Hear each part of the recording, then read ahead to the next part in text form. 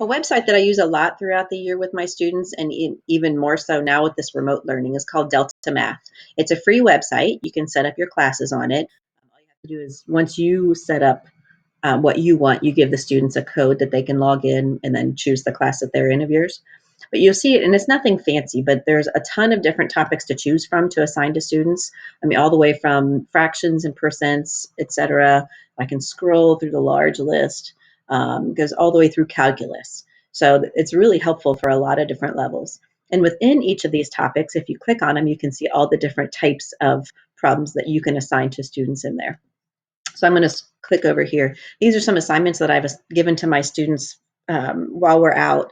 And you can see I have like a rational functions assignment set up, and then these two different topics within them. And the cool thing is if you're working on it in school, the problems are different for each student. So they're not sitting there next to each other working on the exact same problem.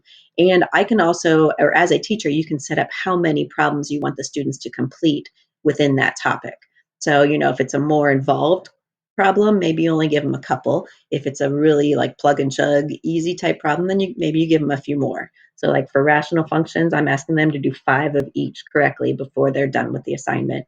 But then for this one, which I kind of do a menagerie of problems, I have 3 of these and 3 of these and 4 of those, etc. So it's just a nice way to assign just practice problems. Again, nothing fancy, but just a free place to find different types of problems to assign to your students.